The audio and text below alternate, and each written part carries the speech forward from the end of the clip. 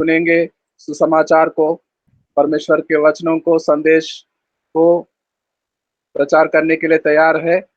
शशि हरि, आपका स्वागत है। सभी को जय मसीह की। जय परमेश्वर का मसीह की। धन्यवाद। आप सभी बेटी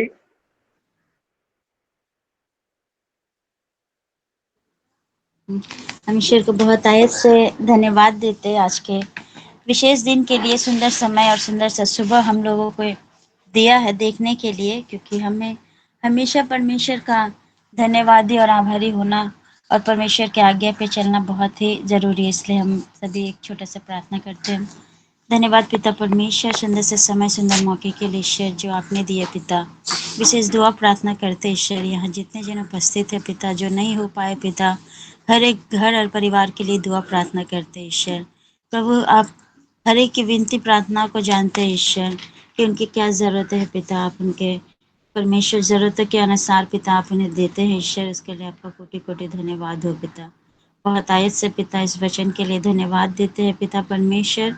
वचनों को पिता परमेश्वर बोलने में, हर एक बातों को बोलने में पिता आप सहायता और मदद करना पिता। विशेष करके पिता ये आपकी महिमा और आपका अनुग्रह का वचन है पिता। वचन प्रभावशाली हो पिता, इसके लिए सहायता और मदद करना पिता परमेश्वर। सुनने वाले कान, समझने वाले मन देना पिता। सारी गौरव और महिमा प्रशंसा यीशु मसीह आपके पवित्र मीठे नाम से चाहते पिता, सुने और ग्रहण कीजिए। आमीन। हम परमेश्वर को धन्यवाद देंगे और हम लोग एक वचन निकालेंगे, यूहन्ना 2:1-2। हम लोग एक वचन को पढ़ेंगे।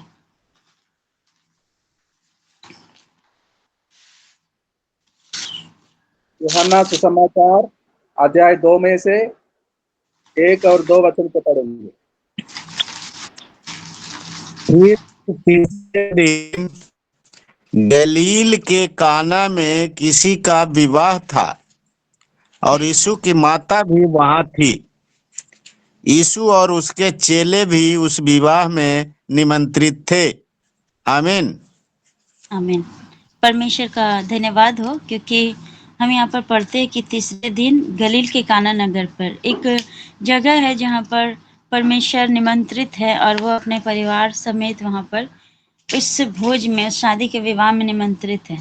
ये तीसरा दिन हम लोग के जीवन में, हम विश्वासियों के लिए बहुत महत्व रखते हैं, क्योंकि हम लोग जब भी किसी को सुसमाचार सुनाते हैं तब हम लोग उनको प्रचार करते हैं कि यीशु मसीह किस तरह से इस पृथ्वी पर आए, किस तरह से उन्होंने हम लोगों के दुख तकलीफ को देखा और प्रार्थनाओं को सुना, फिर इस तरह से यीशु मसीह को क्रूस पर चढ़ाया गया और वो किस तरह से तीसरे दिन जीवित उठे। जब भी हम किसी को प्रचार करते हैं तो तीसरे दिन का जिक्र ज़रूर हम लोग करते हैं, क्योंकि तीसरे दिन जो प्रभु यीशु मसीह जी उठे थे, और हम सभी ये प्रचार करते हैं क्योंकि यीशु मसीह हम लोग आज भी जी किसी को बताते तो कहते कि वो तीसरे दिन जो जी उठे वो आज भी हमारे बीच में जीवित है, जो हमारा हर एक प्रार्थनाओं को सुनता है। और बाइबल में भी ये जो स्टोरी सुन रहे, पहला आश्चर्य कर्म भी हम लोग ये तीसरे दिन में देख रहे हैं, जो चेला लोग का सामने यीशु मसीह इस बड़े कार्य को करते हैं। तो तीसरा दिन हमारे जीवन में बहुत महत्व रखता है, क्योंकि हम लोग देखते हैं जब कि परमेश्वर की सृष्टि की रचना से भी हम लोग जब देख पाते हैं कि परमेश्वर किस तरह से हर एक बातों को, जब क्रिएशन हो रहा था, सृष्टि की रचना हो रही थी, तब हम लोग एक और वचन को देखेंगे, उत्पत्ति 11 से 13 तक देखेंगे। एक और वचन हम लोग देखते हैं, उत्पत्ति 11 से 13। यस। फिर परमेश्वर ने कहा, पृथ्वी से हरी घास और बीज वाले छोटे छोटे पेड़ और फलदायी वृक्ष भी, जिनके बीज उन्हीं में एक एक की जाति के अनुसार हैं, पृथ्वी पर उगे। और वैसा ही हो गया। इस प्रकार पृथ्वी से हरी घास और छोटे छोटे पेड़, जिनमें अपनी अपनी जाति के अनुसार बीज होता है, और फलदायी वृक्ष, जिनके बीज एक एक की जाति के अनुसार उन्हीं में होते हैं, उगे। और परमेश्वर ने देखा कि अच्छा है। तथा सांझ हुई, फिर भोर हुआ, इस प्रकार तीसरा दिन हो गया। आमीन। परमेश्वर का धन्यवाद करते हैं। हम लोग देख रहे हैं कि परमेश्वर जो है पहला दिन जब बनाया था तो दिन और रात किया था, और दूसरा दिन को हम लोग देखे जल 2 भाग में बांट दिया। पर तीसरा दिन हम लोग देख रहे हैं कि परमेश्वर ने क्या किया, पेड़ और पौधे बनाए, और एक एक पेड़ जिसके बीच के द्वारा बहुत सारे नए पेड़ जन्म लेते हैं।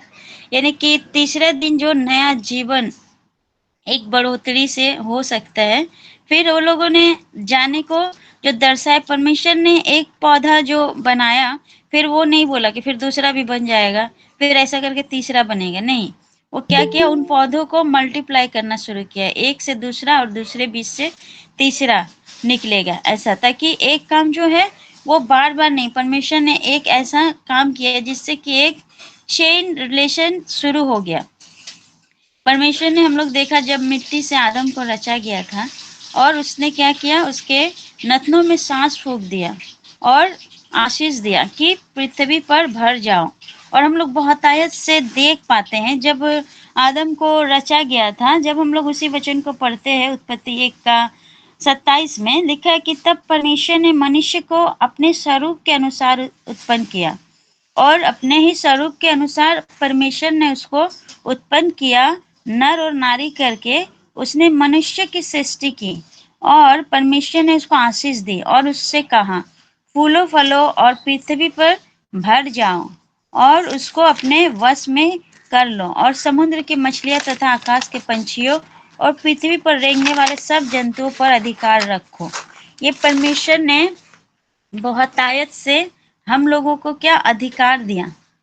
और जब वो तीसरे दिन वो क्या किया, परमेश्वर, हम लोग देख पाते एक अधिकार दिया, और मनुष्य को भी आशीष दी कि आप लोग क्या करो, फूलो फलो और पृथ्वी पे भर जाओ। यानी कि मल्टीप्लाई जो परमेश्वर ने भी मनुष्य के जरिए भी किया।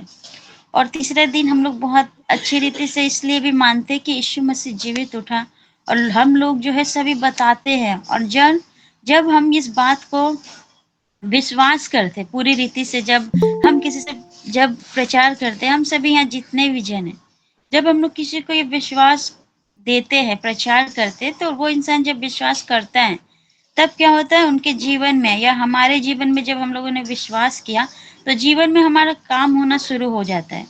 और जब काम होता है तो क्या होता है, हम लोग एक गवाही बन जाते हैं। और जब गवाही बन जाते हैं, यहाँ पर हम लोग बहुत लोगों की प्रार्थनाओं को सुनते हैं। अभी भी जैसे प्रेयर रिक्वेस्ट दिया गया, और पिछले समय भी हम लोगों ने देखा कई प्रार्थनाएं सुनी गई, और वो एक गवाही के रूप में हम लोगों ने हमेशा सुनते हैं। जब हम लोग गवाही बनना शुरू हो जाता है, तब हमारे गवाही के जरिए क्या होता है, दूसरे के जीवन में विश्वास आता है, और वो भी क्या करता है, उसका जीवन बदलने लगता है, और इससे परमेश्वर का नाम बढ़ता ही जाता है। और फिर हम लोग विश्वासी की गिनती जो है वो बढ़ती ही जाती है, यानी कि मल्टीप्लिकेशन जो है वो शुरू होते जाता है, वो चेन जो है वो दिन ब दिन बढ़ता जाता है। और हम लोग जो विश्वासी जितने हमारे भाई बहन है, परिवार है, वो लोग भी बढ़ते जाते हैं। और ये परमेश्वर का आशीष है कि हम लोग देख पाते हैं कि गलील के काना नगर में जहाँ एक शादी का माहौल है, वहाँ पर हम लोग बहुत ही अच्छा एक चीज़ देख पाते कि बहुत अच्छा एक सब चीज़ बहुत अच्छे से हो रहा था। जब भी हम लोग किसी शादी में जाते देखते क्या हुआ, बहुत भीड़ होता है, बहुत अच्छा अच्छा खाना बनता है, लोग वहाँ पर खा रहे होते, कुछ लोग वो अच्छा अच्छा डांस करते हैं, वो नाच गान में सब कुछ खुशी का एक माहौल होता है। और उस घर में जिस तरह से अभी भी एक प्रार्थना रिक्वेस्ट रखा गया कि किसी की शादी के लिए, तो एक बहुत सुंदर सा तैयारी योजना जो है वो हम लोग सोचते हैं कि परमेश्वर के जरिए वो पूरा होता है, सब कुछ अच्छा चल रहा होता है, कि हम लोग हर एक घड़ी हम लोग जानते हैं कि सब कुछ बहुत अच्छा चल रहा है। लेकिन उस शादी में हम लोग और एक भी चीज देख पा रहे हैं कि सब कुछ अच्छा चलते चलते अचानक एक बुरा चीज भी हो जाता है। अचानक हम लोग देख पाते कि दाग रस जो है खत्म हो जाता है। लेकिन अभी तक उस शादी का जो बहुत सारे खास मेहमान हैं उनका आना बाकी है।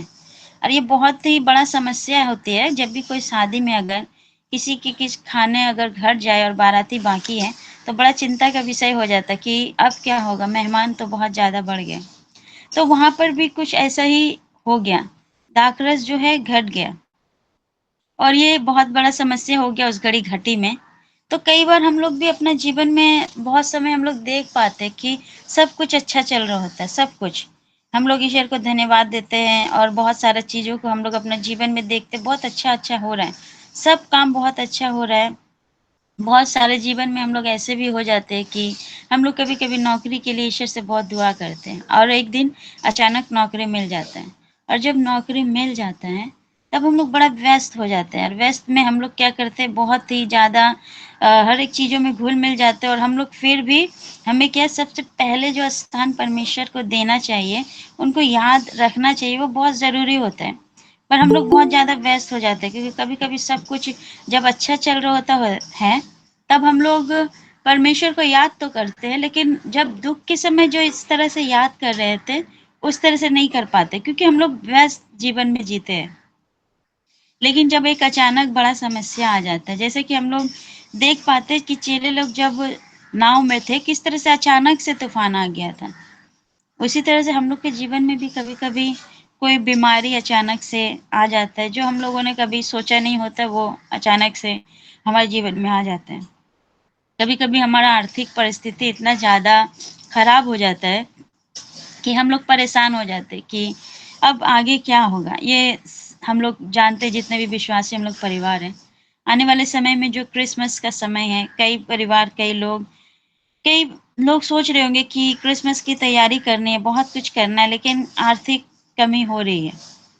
लेकिन बहुत समय जीवन में कोई चीज़ जो है वो अचानक से वो घटी की तरफ चला जाता है। लेकिन हम लोग को हर एक घटी में क्या है परमेश्वर को पहले याद करना बहुत ज़्यादा ज़रूरी है। और यहाँ पर इस घर के लोग हम लोग देख पाते हैं कि ये लोग बहुत समझदार लोग हैं। ये लोग परमेश्वर को घटी होने से पहले ये लोग निमंत्रित कर दिए हैं और वो लोग हम लोग देख पाते हैं कि इस शादी में उन लोगों ने पहले से ही यीशु मसीह को पूरे परिवार समेत क्या किया निमंत्रण दे दिया है। बड़ा ही अच्छा ये लाइन है कि तीसरे दिन गलील के काना नगर में किसी का विवाह था और यीशु की माता और उस विवाह में थी और यीशु की माता भी वहाँ थी और यीशु और उसके चेले भी विवाह में निमंत्रित थे। कितना अच्छा बात है कि ये परिवार जो है उसको पता नहीं था घटी होना है, लेकिन घटी से पहले उन्होंने परमेश्वर को निमंत्रण दे दिया और वो पूरे परिवार समेत दे दिया कि अकेले नहीं, पूरा परिवार चेले समेत सब आ जाना। और जब हम पूरे परिवार के साथ जब हम लोग प्रार्थना में बैठते हैं तो हम लोग प्रभु को सबसे पहले अपने जीवन में और अपने घर में और अपने दिन का शुरुआत के में बुलाहट में हम लोग क्या करें पहले ही रखें, ताकि दाखरस घटने से पहले जब प्रभु यीशु मसीह इस जगह पर मौजूद थे, उसी तरह से प्रभु हमेशा हमसे पहले हर जगह पर हम लोग को मौजूद होता है, जो कि हम लोग वचन में जो पढ़ भी पाते हैं कि मत्ती 28 का जो हम लोग पढ़ते हैं लास्ट वचन को, परमेश्वर का जो महान आज्ञा है कि देखो मैं जगत के अंत तक तुम्हारे साथ हूँ। परमेश्वर हमेशा अपने लोगों के साथ, अपने बच्चों के साथ हमेशा वो हर एक जगह पे रहते हैं। तो हम लोग यहाँ पर देखते हैं कि मरियम यह बात यीशु मसीह से बताती है कि शादी वाले घर में उनको बताती है कि देखो दाखरस क्या हो गया, खत्म हो गया।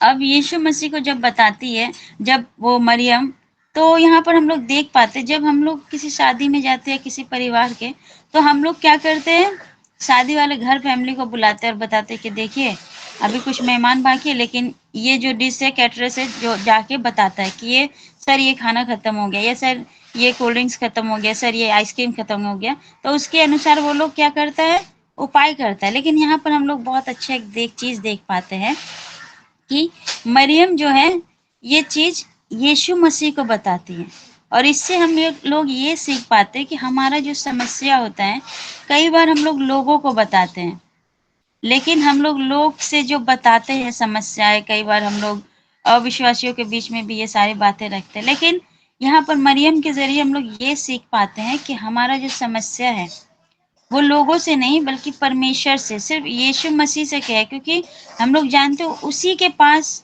जो हमारे हर एक समस्या का समाधान सिर्फ यीशु मसीह के पास ही है।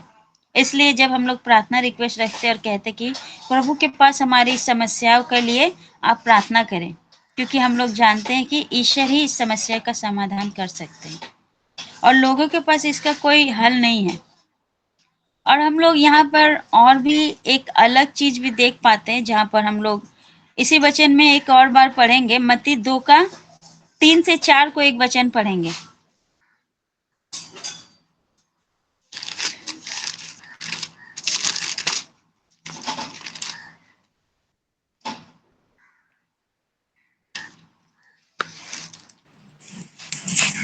यह सुनकर हेरोद हेरोदेस राजा और उसके साथ सारा 2 का 3 से 4। यह सुनकर हाँ सर, माफ कीजिए, यूहन्ना। वही वही तो मैं सोच रहा हूँ। सॉरी, माफ कर दीजिए, 2 का यूहन्ना 2 का 3।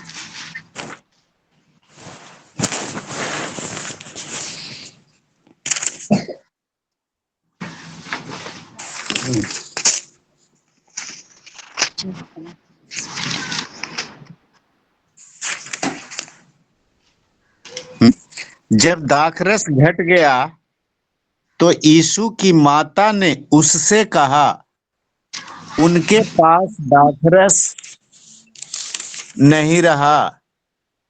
यीशु ने उससे कहा, हे महिला, मुझे तुझसे क्या काम? अभी मेरा समय नहीं आया। आमीन। आमीन। परमेश्वर का धन्यवाद हो। हम लोग यहाँ पर भी बहुत अच्छा चीज को देख पाते कि माता मरियम जब यीशु मसीह से ये बात को कहते हैं, तो यीशु मसीह भी एक जवाब को जो देते हैं, कई बार हम लोग सोच पाते कि हम लोग ये देख पाते कि हाँ, यीशु मसीह ने जब बताया गया मरियम से ये बात, तब हम लोग आशा लगाते कि शायद यीशु मसीह भी बोलेगा, ठीक है, अभी हम देख रहे कि घर गया, इसके लिए हम लोग क्या करेंगे, उपाय करना पड़ेगा ताकि इस घर के लिए कोई बुरा बात ना हो जाए, ये शादी में कुछ बुरा परिस्थिति नहीं आ जाए। इस बात का हम लोग आशा रखते हैं। लेकिन ये चीज अगर हम लोग देखते हैं, कई बार हम लोग प्रार्थना करते हैं जब, तो प्रार्थना का जो जवाब है, हम लोग अपने तरीके से उत्तर को उसको पाना चाहते हैं कि ईश्वर अगर इस तरह से जवाब आता तो बहुत अच्छा होता है। तो हम लोग अपने अनुसार ही ईश्वर से वो उत्तर पाना चाहते हैं, परमेश्वर से हम अपना तरीके के जैसा उत्तर पाना चाहते हैं। लेकिन कभी कभी परमेश्वर जो है यहाँ पर जिस तरह से उत्तर दिया कि अभी मेरा समय नहीं आया है, तो कभी कभी हम लोग के जीवन में भी कुछ ऐसा परिस्थिति आता है जब परमेश्वर जो है वो उनका तरीका उस तरह से नहीं होता है जिस तरह से हम लोग उसका उत्तर पाना चाहते हैं। एक छोटी सी गवाही रखते हैं हम आप लोगों के बीच में। हमारे घर के पीछे जो खिड़की को लेके जो बहुत समस्या हो रही थी, तो उस घड़ी भी हम लोगों ने प्रेयर रिक्वेस्ट इस प्रार्थना सभा में रखे थे कि बगल वाले घर के साथ पड़ोसी के साथ बहुत झमेला हो रहा था। तो एक दिन सारे समस्या ठीक थी, फिर हम लोगों ने देखा कि वो लोग उधर बहुत गंदा कर रहे थे। फिर हम एक दिन अचानक गए और उधर साफ करके कुछ फ्लावर टॉप जो है वो रखे, फूल का गमला लगाए और एक नेट लगा दिए कि जो भी हो वो जो चीज रखेंगे उस साइड रखेंगे और हमारा जो सामान है इस साइड। हमने अपने तरीके से सोचा कि ऐसा ही अच्छा है, इस तरह से करने से क्या होगा, किसी तरह का कोई झमेला नहीं होगा। और फिर हम प्रार्थना करके चले आए और बस जैसे ही हम घर आए और 5 मिनट के बाद देखे कि जो शांति वहाँ पर था, अचानक से वहाँ एक बड़ा समस्या शुरू हो गया। उस घर के परिवार जब काम से आए और उन्होंने क्या किया, हमारे सामान फेंक दिया। फेंक के वो लोग बहुत ज़्यादा झगड़ा करने लगे और वो लोग बहुत बुरा-बुरा बोलने लगे। तो हम सोचने लगे कि ये क्या हो गया? फिर हम लोगों ने ये सारे बात क्या हो गया, क्लब को जानकारी दी। कुछ बात ऐसा बढ़ गया कि हमें फिर थाना में भी जाना पड़ा। तो हम सोच में पड़ गए कि पता नहीं क्या होगा और हम सोचने लगे कि ये समस्या का समाधान होना चाहिए कि ये लोग यहाँ पर कुछ भी ना रखें और हम लोग जो है इधर पे वो सारा चीज़ को रखते हुए सब कुछ हमारे अनुसार हो जाए और किसी को कुछ ना बोले। पर हम लोग देख रहे थे कि 1 सप्ताह तक पूरा जगह साइलेंट था और वो लोग खुश हो गए कि अच्छा वो हम लोग सब फेंक दिए, ये लोग अभी कुछ नहीं कर पाएँगे। और हम 1 सप्ताह ईश्वर का जवाब का इंतज़ार कर रहे थे। और हम देख रहे थे कि कुछ भी नहीं हो रहा है। फिर हमने घर वाले को समझाया कि देखो जो भी कुछ होगा ईश्वर अच्छा ही करेगा, चलो ठीक है कोई बात नहीं, सामान नहीं रखना कोई बात नहीं। हम लेकिन ईश्वर से दुआ कर रहे थे कि पता नहीं इसका जवाब क्या होगा, हम अपने तरीके से सोच रहे थे। लेकिन ईश्वर ने कुछ दिन के बाद फिर मीटिंग बुलाया गया और ऐसा समाधान हुआ कि उन लोगों ने कहा कि जहाँ तक आपका सामान था वहाँ से एक दीवार उठाया जाएगा और आप उसको दीवार को पूरे रीति से बंद कर दीजिए और उस तरफ का जितना जगह है वो आप लोग का हित में जाएगा और जो बाकी है वो लोग उस तरफ से काम करेगा। तो उस जगह को जब न्याय हुआ तो हम लोगों ने देखा जो परमेश्वर ने किया, वो जगह जहाँ पर हम लोग कुछ भी अच्छी चीज नहीं रखते थे, ऐसे ही कुछ भी वेस्ट चीज रखते थे, लेकिन ईश्वर ने इस तरह से उस जगह का हमें उत्तर दिया कि आज हम लोग बहुत सारा सामान हम खिड़की के पीछे रख पाते और हमारा सोचने से कई बढ़कर परमेश्वर ने उस जगह को बना दिया, मेरे सोच से बहुत ज़्यादा और सुंदर और बहुत अच्छा। जब इस बार घर रंग हुआ हम लोग का, बहुत सारे सामान हम लोग रख पाए। तो कई बार हम लोग जो अपना तरीके से जवाब सुनना चाहते हैं ईश्वर से, पर ईश्वर उस तरह से हमें जवाब नहीं देता और परमेश्वर का जवाब देने का तरीका बिल्कुल अलग होता है। और इस तरीके से हम लोगों ने देखा कि सारा समस्या का आज हम परमेश्वर को बहुत धन्यवाद देते हैं कि उस बंद होने के अनुसार क्या हुआ, वो झगड़ा पूरा मिट गया हम लोग का और किसी भी तरह से अब हमें उस पीछे की तरफ से कोई परेशानी नहीं है।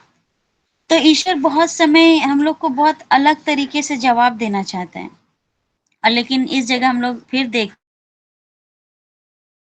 हैं कि मरियम जाते वक्त उसके चेले से जो है एक बात बोल के गई कि देखो जो कुछ ये कहे वही करना।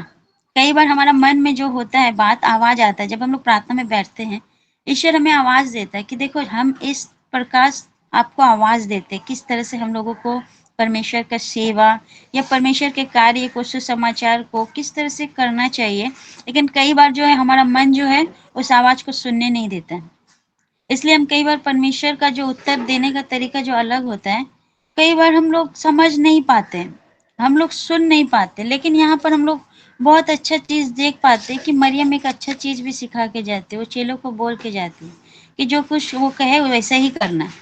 तो हम जैसा चाहते हैं हो सकता है जवाब ऐसा नहीं हो, क्योंकि परमेश्वर हम लोग के जीवन में उससे कई बढ़कर हम लोग के जीवन में वो काम करना चाहता है ताकि हम परमेश्वर के अनुसार सुने।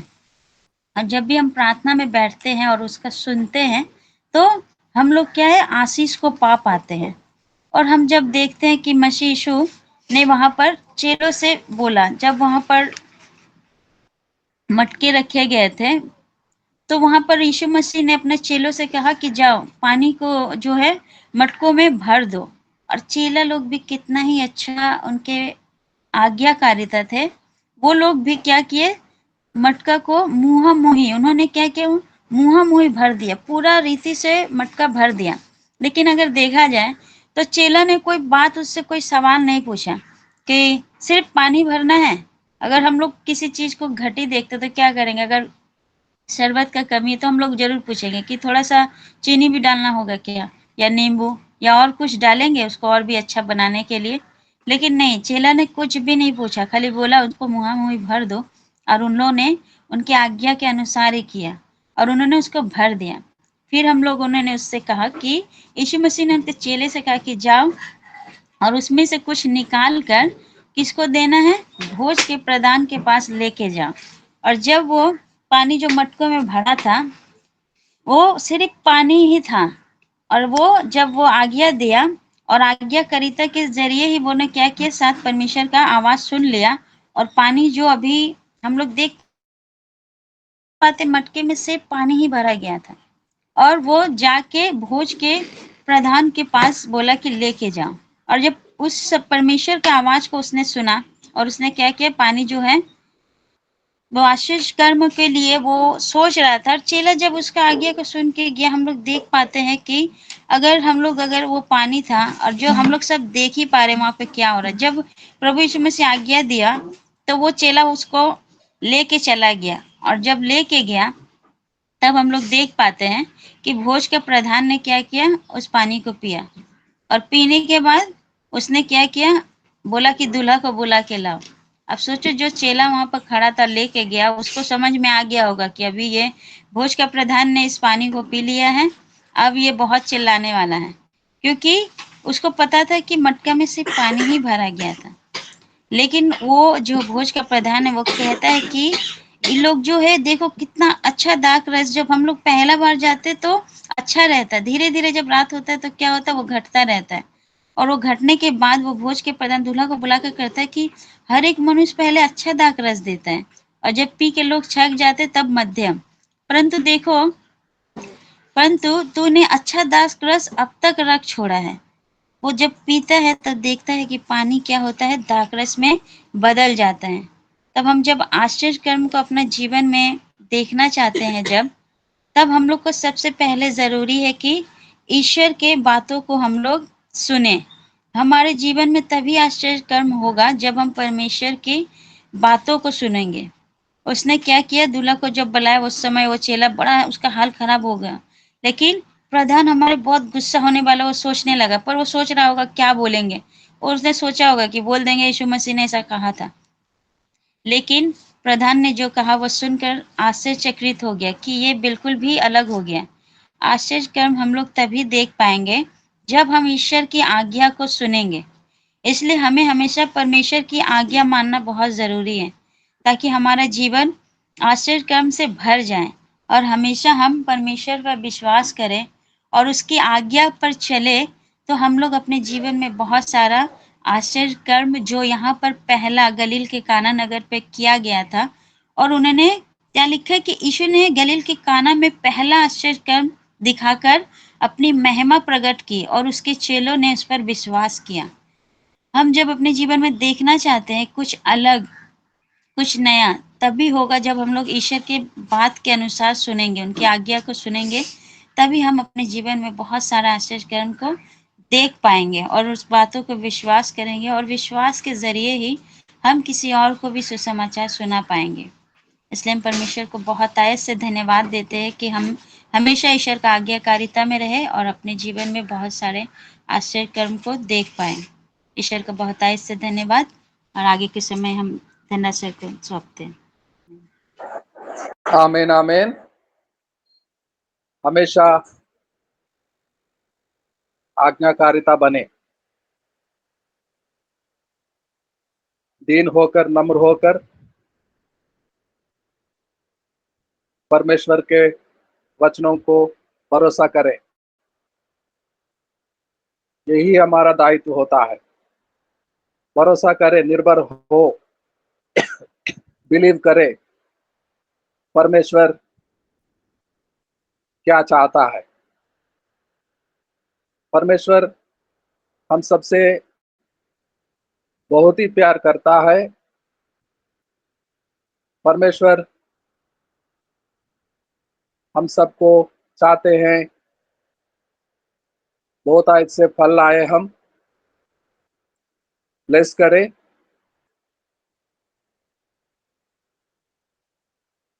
हमेशा आज्ञाकारिता बने, हम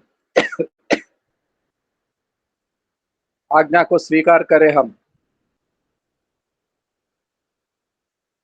परमेश्वर के दास दासी जो भी है सेवकाई में करते हैं, जरूरी होता है आज्ञाकारिता बने, तभी आगे जाकर महिमा के कारण बहुत आयत से फल लाते हैं और बहुत आयत से आशीष को प्राप्त करते हैं। अच्छा वचन को सुना, अच्छा वचन को सुना। शशि हरी, गॉड ब्लेस यू। अब जयवीर चौधरी जी से निवेदन करते हैं सामने आए और छोटा सा प्रार्थना करें। जयवीर चौधरी जी, नेपाल से। जी आइए हम प्रार्थना करते हैं। स्वर्ग और पृथ्वी का मालिक प्रभु, आपको धन्यवाद देता हूं प्रभु, आज की सुबह के समय के लिए प्रभु।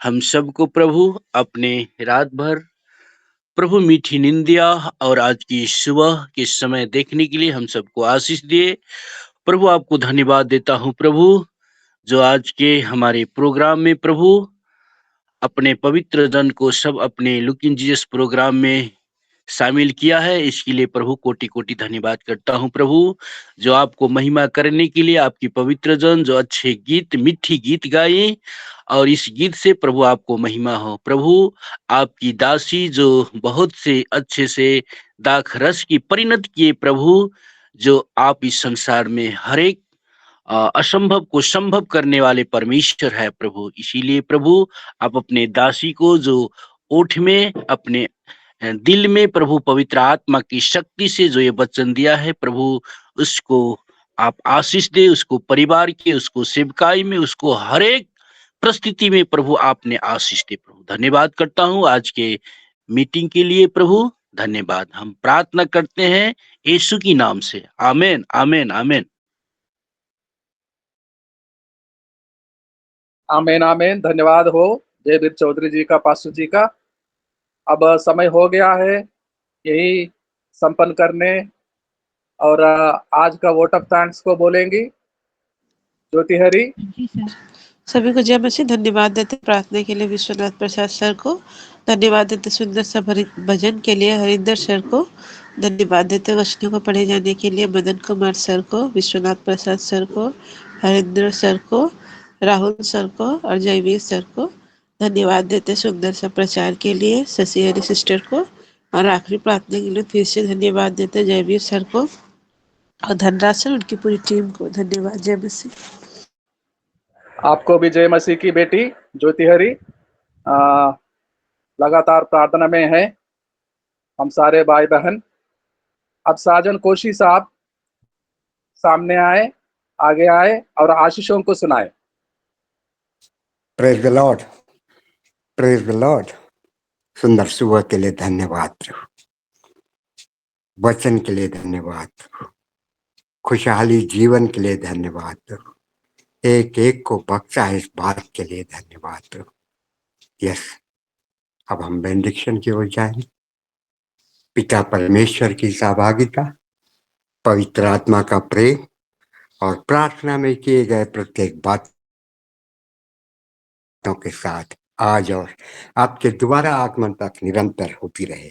आमीन आमीन आमीन आमीन आमीन आमीन। बहुत बहुत धन्यवाद साजन कोशी साहब। वो आपको आशीष दे।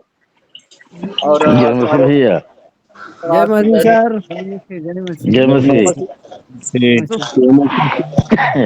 चौधरी भैया, जय मसीह, जय मसीह मदन भैया, जय मसीह, जय मसीह सर, जय मसीह, जय मसीह जय मसीह की जय मसीह जय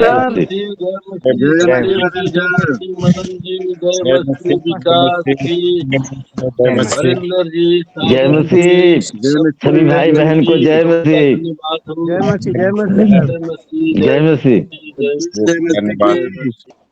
जय मसीह सभी को, जय मसीह, जय मसीह, जय द लॉर्ड, जय मसीह सभी को, जय मसीह।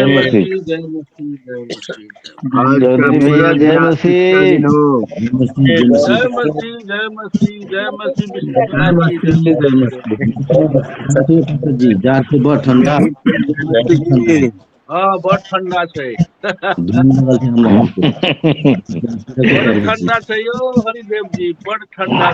हमारे यहाँ भी बहुत ठंडा है भैया, भैया बहुत ठंडा है। भोजपुरी भोजपुरी बोलिए, भोजपुरी भोजपुरी हम लोग समझते हैं।